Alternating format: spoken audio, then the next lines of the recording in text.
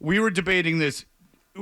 Was Kendrick Bourne benched last week entirely based on performance? I think so, Fred. Yeah. I didn't sense that there was anything else there. If it was more than performance, I don't think he would have been active for that game.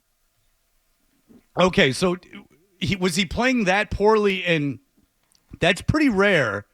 Wouldn't you say for a team to bench a veteran like with a good attitude?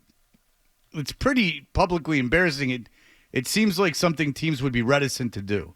Very fair point, Fred. I think on that one, the factors in play were the performance against Tennessee. I think Kendrick even acknowledged he had, maybe not on the same page with Drake on a couple plays. So combine that with, at the time, the Patriots had 7 receivers on the roster, which is an NFL high. And I think they were throwing KJ Osborne a bone, like as if to say, you've been a pro, you're working 12, 14-hour days, you're showing up at times in practice, like, let's see what you look like in the game. And I think they gave whatever snaps Kendrick would have got to KJ, and KJ didn't earn those snaps this week, so they went back to Kendrick. Okay, Tyquan Thornton was caught. There's if he clears waivers and everything, he could come back. Is his career with the Patriots done? So, Fred, I would have thought he maybe would have come back, but then I heard Gerard Mayo on the pregame show with Zoe on this great station, and Gerard Mayo said he thinks Tyquan would benefit from a fresh start, where the expectations of being a second-round pick sort of don't follow him. So he gets a reset. I don't know if that was the exact word Gerard Mayo used, but when I heard that, Fred, it made me think he wasn't coming back. Okay, some people have been critical, and Mayo was asked about it after the game, that the Patriots weren't playing to win. An example was when they were down 2 scores on a 4th and 2, kicking a field goal. Yep. All of us agree that doesn't seem like an outrageous move to kick a field goal there. So Fred, go ahead. No. I'm sorry. I didn't mean. No. You're right. Go ahead. You go. That's you interject whenever, baby. This is a conversation. So I am. This game, I will tell you, for me was a hard one to get my hands around. Right after I've been going through it last night, this morning, and I thought there were 4 game management situations from Gerard Mayo that he had to make a decision. That was one of the big ones. And I think my view of it is you can justify either decision. I don't think it was like he's egregiously wrong or he's egregiously right, or I don't know if that is even possible, or he's definitely right.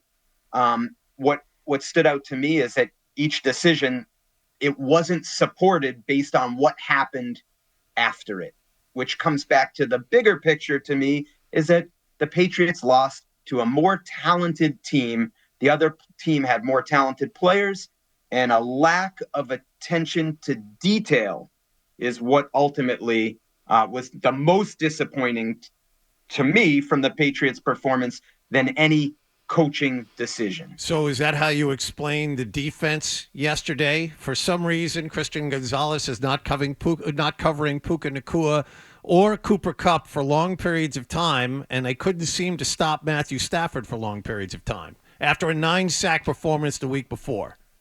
Yeah. So, John, that's the first thing I want to look at when I go through the game is defensively, would it have made a difference if they put Gonzalez on those 2 guys? My instinct, just based on watching the game live and sort of going back through a few select plays before coming on with you, that would not have made a difference. What would have made a difference, in my opinion, is don't call an all-out blitz at the start of the third quarter where you have 7 players rushing and you're putting all your corners on an island and you give up a 69-yard touchdown. To me, if we want to talk about coaching decisions, that one is number 1 on my list as the one you can look at and say, that's a regrettable coaching decision in the game. Yeah, because that one wasn't an issue of just them having much more talented receivers and a quarterback.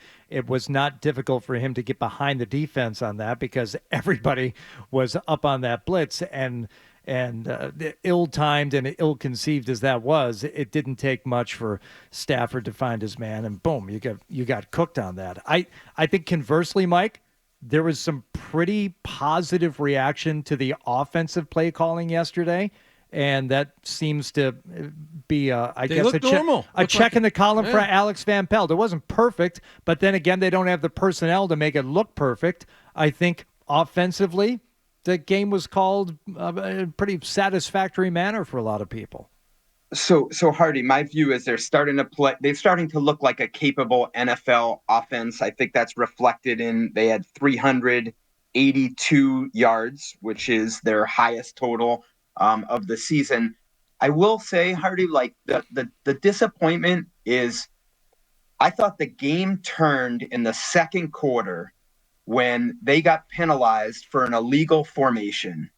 Left tackle Vidarian Lowe for not lining up on the line of scrimmage, which, in fairness to Vidarian Lowe, the left guard, Michael Jordan, was also set back pretty deep, and he's going to sort of align in concert with him. To me, if that penalty, if they can just align correctly, this is what gets back to my whole attention to detail. We might be having a whole different conversation this morning. That game's 7-0. They're winning. They at least probably get a field goal there, 10-0. Who knows how it plays out? So I think as promising as the offense is, and Drake May, like I'm with everything you guys have talked about, he gives them a chance to be very, very good going forward if they can support him and surround him with the right pieces. I think if they can tighten up the attention to detail, that's the part, and that's in the red zone too. That's a huge issue for them right now, the last two games. And that's the thing is that you're going against the Sean McVay coach team. With the rookie head coach, the rookie quarterback, I don't think he kept it close, which is more than I thought would happen. All right, Mike Reiss, what's the next show you're going to? There's obviously something happening. I have a big gap right now on the schedule, Fred, so I need to fill that in. So if you guys have anything that you see coming, keep me posted. It's not till next year, which is not a good setup right now. Really? And who is it next year? We're deep into April, and Hart is coming to Agganis Arena, and that'll be good. Are they refundable if someone dies? Hey, don't joke about that. They're coming off. They had to cancel. They were supposed to be with Journey and Def Leppard, and I think Ann Wilson had a cancer scare, but she's back now. So. Well, I didn't know that. Well done, Fred. Well, nice job. Thank you for bringing that up. You really Mike. stepped in it. Because I didn't know that was the case. Fred, do you have anything coming up? Shows? Yeah. No.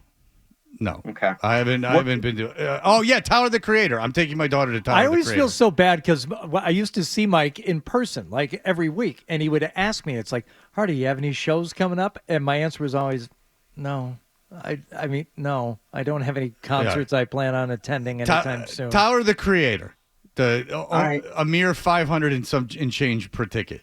So I'm sure that's what you paid for Bret Michaels as well. So there you go. I think we need to huddle up and find a good show that fits for all of us. I think we could have a good fun time together. Well, if you like parody songs, then John, you won't have no problem finding something to go to John with. He was a big Dr. Demento guy. All right, thank you, Mike Reiss. All right, thanks, guys. Have a great rest of the show. Thank you. If you like that clip, and how could you not? Check out more videos from Toucher and Hardy here. Point slightly up and to the left. For more Patriots analysis and opinion, hit this playlist. Point slightly down and to the left. And for the latest from the Sports Hub, download at 985thesportshub.com.